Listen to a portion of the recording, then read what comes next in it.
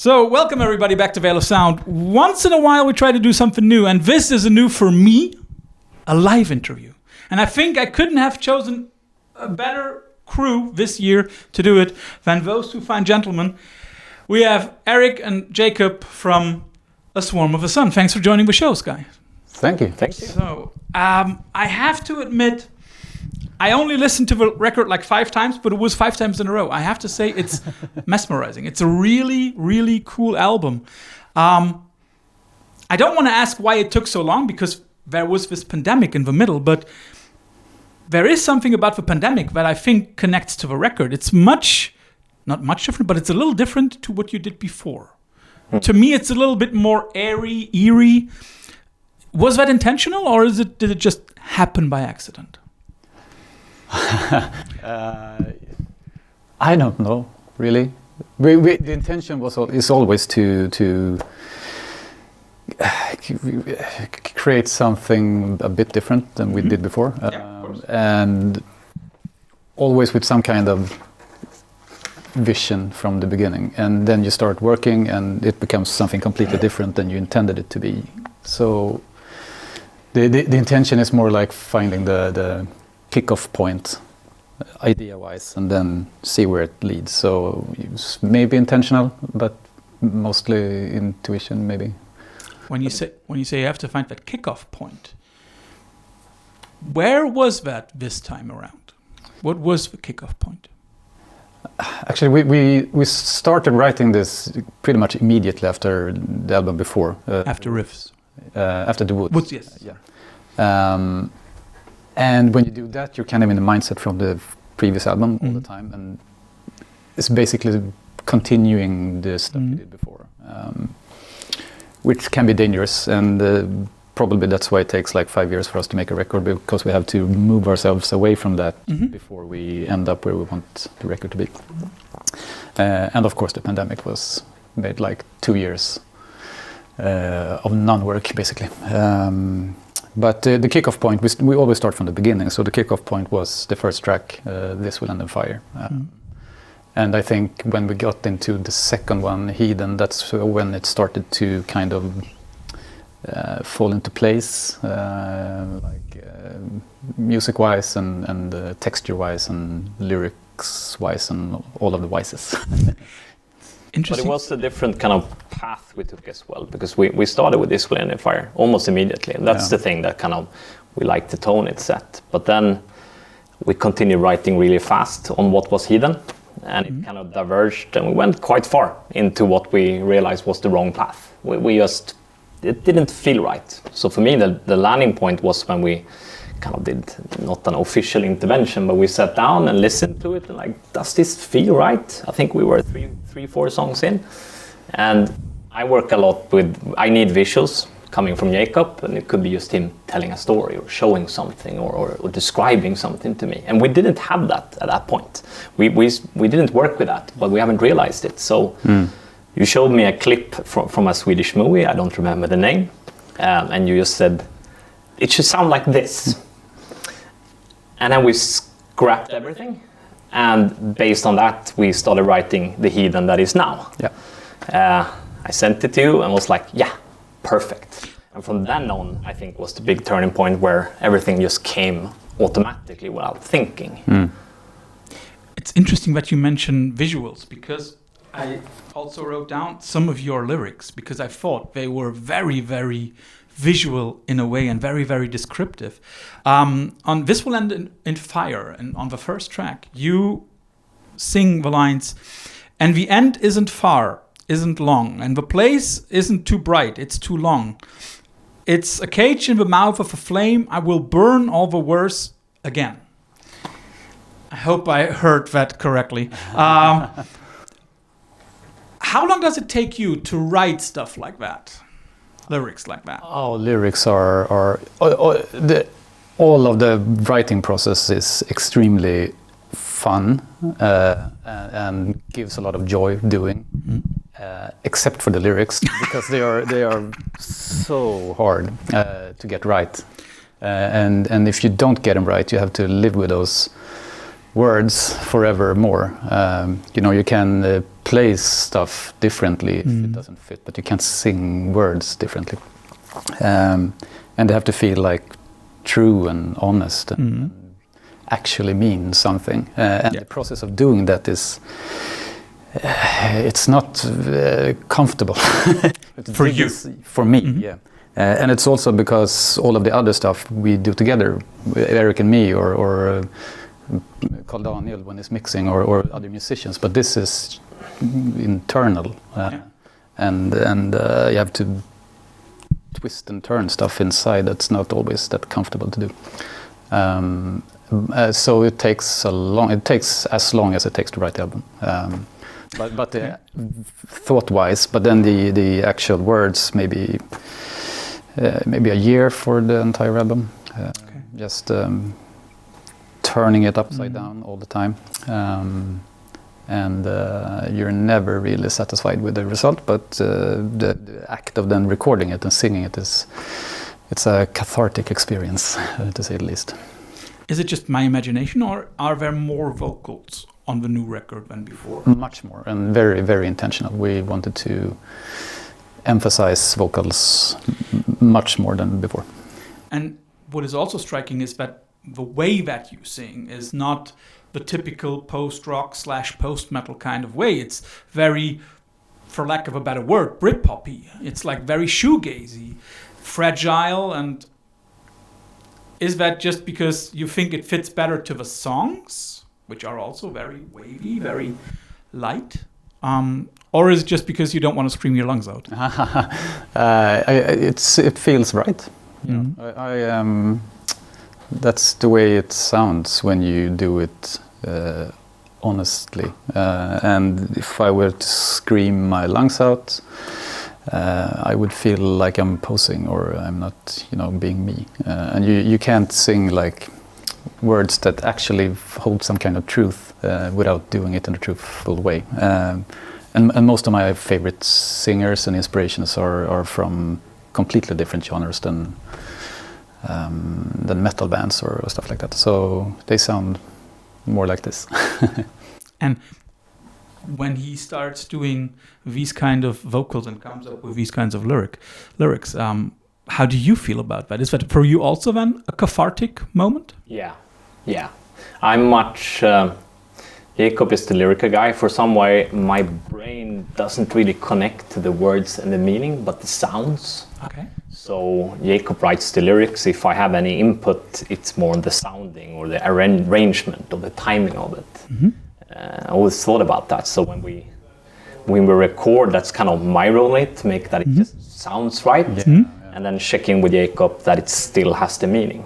I would say for this album was probably the least tweaks we did, because we said that let's just write text that means something, the right thing, and then we see where it goes. And I think actually it all just fit. But you're really good at that as well. And we make changes in the recording booth, just to make it fit, as you say, and connect rightly. And so. Because for me, it's the instrument, and I know for Jakob it's the instrument, but also the meaning. But I that's what I was about to ask. Guitar, or I hear a piano. Yeah. It's just how I'm wired. Something that the first adjective that came to my mind when I listened to An Empire was the adjective elegant. I think it's very, very elegantly done. And yet you are able to sometimes come up with, I don't want to say brutal, because in your context that is the wrong word, but very hard and heavy-hitting parts. And I just thought, okay, how do they write that stuff? Do you write songs, or do you write segments that you then piece together? Songs. So you write an 18-minute track in a go? No.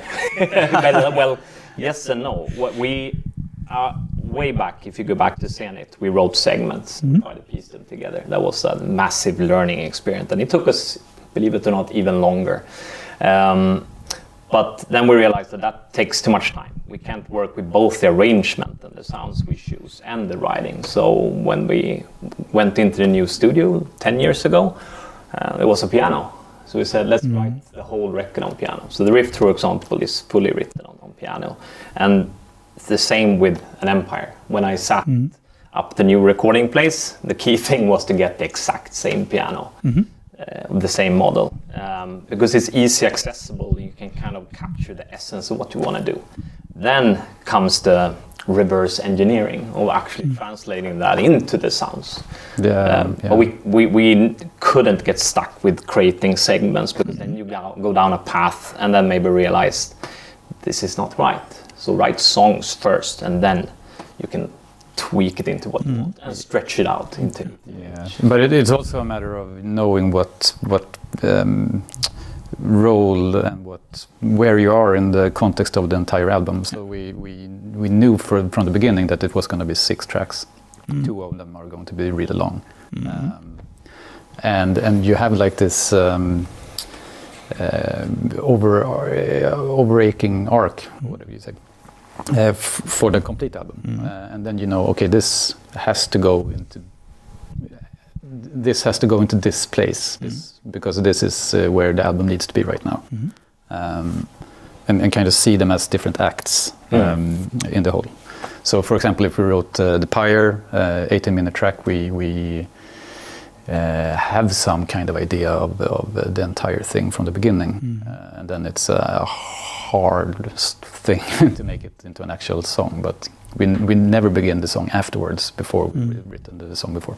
And then also we decided this time to write every side like its own arc with the dynamics as well. So everything should feel like complete in that sense. Yeah. So we take a piece of paper and we draw a curve. This is kind of what we want to do. And okay, then let's see how well you know your own album. Yeah. When do we first hear real drums on the record? I'll give you 3 alternatives: 14, 15, or 16 minutes. 16 minutes, I will guess. Hang on. I would say, 15 then, just to cover all of it. It is 15. Yeah. It's 14 minutes, 50 some seconds. Yeah. But I was really surprised. I looked it up. I added up the numbers and the seconds, and it's amazing that you have the guts to do a post-metal album, or whatever we want to call it, and keep the people from drums. And even then, I think the first thing that you hear is a cymbal, right? You don't even hear the drum itself. Yeah. Very interesting. Are you now at a point where you feel so confident in your songwriting that you say, well, whatever it is, it's what we want to do? Yeah. 100%. Definitely. From the beginning, I would say. We never, shied away from letting the albums become what they have to be. I don't really care about genre or expectations. Yeah, that's why you're jumping genres. In this record, it's like... Yes, yeah. So no, we're not afraid to go where it needs to be. Then some things are harder to write depending on the instrumentation, but that's, for example, I find it easier to write things with drums and a rhythm. So it was a bit more challenging, but I think we unlocked it here and kind of found the kind of alternative things you need to do to keep it interesting. Yeah. When starting this, that was very intentional. Let it take its time. It was also tricky during that time to record drums. We were kind of forced to do it.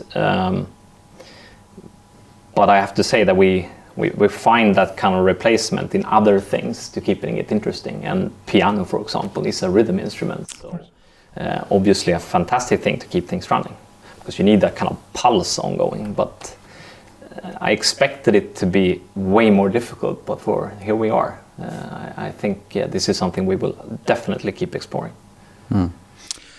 It's also interesting. I mean, like, you are 2 guys who are creating the music. When you are doing that, are you ever thinking about, okay, how are we going to put this on stage? Or is that a second thought that comes after everything? Partly in the back of our heads, of course. If you write a song with, say, 4 different guitar melodies at the same time, which we don't do. But if we would do that, it would make it very hard to do on stage. But mostly no, at least not me. I'm more thinking about arrangement and textures and stuff and like that, and then you can kind of translate it to something else when you're doing it live, and rehearsals tend to, you go in with some kind of idea and then people starts falling into place and it becomes something else than on the records. I think the Woods, then it was really intentional. We wrote it like because we had just started playing live and wanted to play more, so that we had in thought all along, and that's quite very easy to translate into live. An Empire, no, we threw that out, and I think when we play the new songs, we have to rethink some things. Because we don't have to play it like it's on the album. No. I love going to a show, like if you go see awesome bands like Low or whatever, you get it in the flavor that they want to play on that very day. Yeah. And I think we prefer that, and I think An Empire is a massive production, I have to say, in terms of audio experience, thanks to Carl Daniel, and there are some things that aren't going to be able to reproduce live, so you have to don't disappoint me tonight. No, we're not going to. I'm very sure you're not. Interestingly, it's also the way that we've just said, you are jumping genres. The sound on the new record is nearly undefinable, and the only band and record that I would compare it to would be Sigur Rós and Egetis Berglund. That is the only record that I would compare it to. Awesome.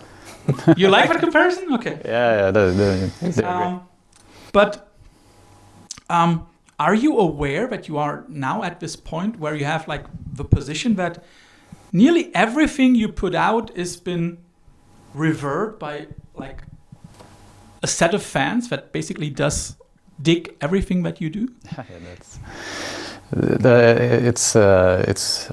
It's absolutely amazing and fantastic in every way, and especially when you're on tour like this and actually meet people for real, and it's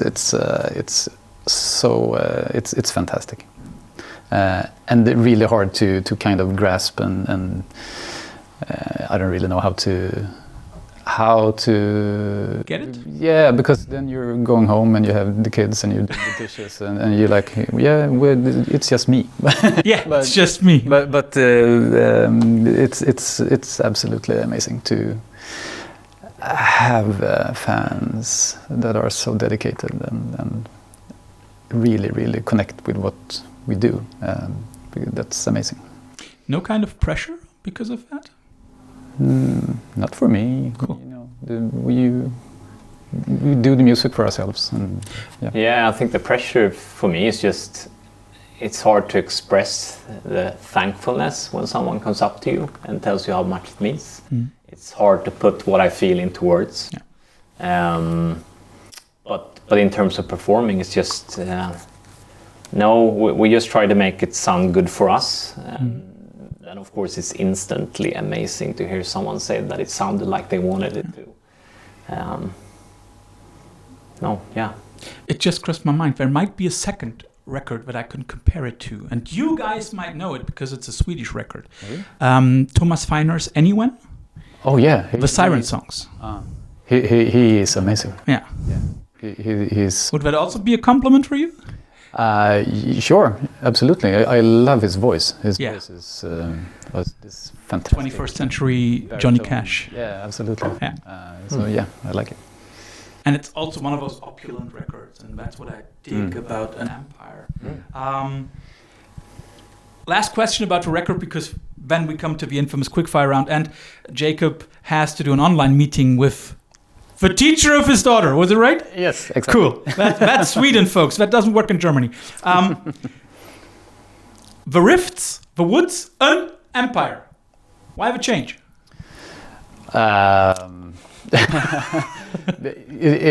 We maybe put ourselves in some kind of spot doing the yes, time. You did. But it's not intentional in that way. It's not a trilogy. It's like many times. I'd say every time the title of the album and the kind of concept around it comes way early, much earlier than the record before was done. Yeah. Mm-hmm. So the An Empire has been in my head for many years. So what's the next one going to be? That one I don't actually know yet, Okay, or maybe cool. I do and I won't say. Yeah, But use mystique. yeah. Cool. But are you then right now you are on tour, of course, but are you guys already thinking about what kind of music will be next? Yeah. Yes. Absolutely. Yes. Wow. Always that. When you're kind of gluing the album together, you're doing the final post-production details. That's when the itch comes. But also where we have in the past been very quick to start writing things. And I think it's rather better to keep it in your head and let it digest a bit. Otherwise, you're again creating an album that will sound like the other one. It's just a continuation. But the itch is there, and we're discussing it. We have some cool ideas. Awesome. Nobody leaves a Veil of Sound interview without having to go through the infamous quickfire round. Both of you will always get two alternatives, and you have to choose. It's like AC versus DC, Kamala Harris versus the monkey. And let's start off with something that I thought about, because there are some very nice mellow horn sections on the record. And it made me think about two post-rock bands, Whalefall versus A Burial at Sea. Which one would you rather listen to in the tour bus tonight? A Burial at Sea. I would say the same. Mm-hmm. Not only because they're label mates, but we have Ian in the bus. Yeah. But not just due to that. And we're contractually obliged to always pick the Pelagic. Robin does that to bands. Always choose the Pelagic. Yeah. I can see that. Latitudes versus Palms. Latitudes. I like Latitudes. Yeah. Latitudes. For the piece in the band, or you can I don't think Jakob listens to Latitudes. I have listened to Latitudes, and I like Latitudes. Yeah. So I say Latitudes. I don't remember the name of the record. That's so, but I've been playing it a lot. Yeah. And of course, I want to put you also on the spot with your tour mates. So, Bipolar Architecture, you choose between Metaphysicize and Depressionland. Sorry. Which of the two records do you like more? Metaphysicize. Yeah, that's one word, right? Yeah. I would agree. Yeah. And The Ocean, Pelagial or Precambrian? Wait, which one is the first one? The very first, the chronologically first one of those two is Precambrian. Yeah, right. But it's not their first. I would say Pelagial. Yeah. Pelagial. Yeah. For sure. Yeah. Definitely the record with the most amazing and most difficult artwork ever. Yeah. Because of the huge chunks that they had in there. Well, they know what they do. Definitely. It looks really good. Yeah. But I've also heard from Robin how much of a pain in the ass it was to I can imagine. put it all together. I can imagine. Yeah. I mentioned shoegaze, so My Bloody Valentine versus Slowdive. Slowdive. I agree. Yeah, would have thought because of lyrics and vocals, right? Yeah. The whole ambience they have, I think it's a fantastic sound. Yeah, definitely. And it's also, of course, much closer to the stuff that you write, of course. Yeah. Are there particular bands where you say, like, okay, those are huge influences, or vocalists you've mentioned? Yes, sure. Vocalists, not maybe vocalists that I try to sound like, but vocalists that are inspirations to me. And then you have, I really love Bonnie Prince Billy and what's he called? The singer in Tindersticks is fantastic. Stuart Staples. Yes. Yeah, he's one of my favorite singers of all time, because he brings it down to the level where pretty much the only thing you hear is the vibrato afterwards. Yes. Because he's so good at holding back. That's true. And I really like vocalists to hold back. And I think for the music, we more use it as a reference for giving examples of what we're after. We're never sitting down, and I mean, as we say, we listen mostly to our music when we're writing, so we're kind of stuck there. But there's a lot of like folk music we use. There's a Swedish brilliant artist called Sara Parkman that has been. I mean, of course, it becomes an inspiration. It's not the same genre, but it's a sensation. It's a mix between the dark and the beauty, So we use that a lot to rather explain what we're after, but it's very diverged. It's Nick Cave, it's Sara Parkmant, it's not light. There's whatever we find to describe what we're after. And it's very often not even close to what you really want, but it's like a short emotions. Emotions. It is close. But we have our toolbox and we know what's going to come out of it. But emotions is the thing. And sometimes it can be very specific. It's like, the guitar sound in that song is kind of the one we want in this. And it can be lifted out from the context completely, but just some kind of vibe or some kind of production or whatever it might be. Yeah. 2 questions related to touring and playing live. If you could choose to play a gig somewhere on a secluded cliff with maybe like 100 people in front of you, would you choose that, or would you choose like 100 people on a nice meadow in the woods? It depends on the weather on the cliff. Yeah, no. Let's say it's good weather. You don't get wet. Yeah, okay. And is it dark on the cliff? Of course it's dark. It's your gig, so you get to choose your darkness. All right, I've picked the cliff then. Okay. If there is a nice bus where you can take a shower afterwards. I would go for the meadow, I think. I think it's a good contrast. Okay. Yeah. And heights is not a good thing. So, yeah. Height is not a good thing? And the last one. You are like on tour, not that often, but if you do, you travel across continents. And now, which continent would you rather tour? Africa or South America? Ooh, that's hard. I would like to tour both.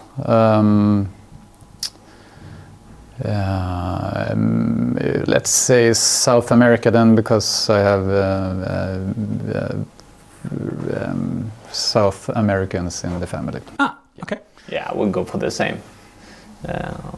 Yeah. Okay. So, first of all, thanks, guys, for doing this. I hope we're still early enough for the online chat. Thanks to Colos-Saal here in Aschaffenburg for letting us do this. Thanks for the Pelagic crew. And, of course, your 2 have a chance for final last words, as everybody on our interviews. Bring it on, Erik. Says the vocalist. No, but maybe a call out to everyone who has been giving us feedback, telling us what it means, the music we make. It's hard, again, to put into words. It's hard to really express what I feel, so my Swedish politeness comes out and I say thank you. But I really want to say that it's to the people that share the things. Yeah. You go home and you're like, what is this? It's just I'm full of emotions, positive emotions. Yeah. So thanks a lot. Everyone that messages us or sends stuff, it's the best reward you can get. I would also like to show some love for our fantastic friends and bandmates, all of the people around us that actually makes the music together with us, which there's a lot of them, but Anders, the bass player and old friend, Carl Daniel Lidén, Johan, Jonny, Minna, and Ville. That's the people who plays on the album and on the tour right now. And Carl Daniel, obviously, mixing and mastering the album. So, I mean, all of these have shaped what this is. They are as much a part of us as we are. Yeah, and all of them, and as well as you 2 guys, did a fantastic job. For everybody who hasn't listened to an Empire, after you finish doing this, sit down, listen to the record. 6 songs, 71 minutes, but very well spent. So thanks, guys, for doing this, and thanks for everybody for watching.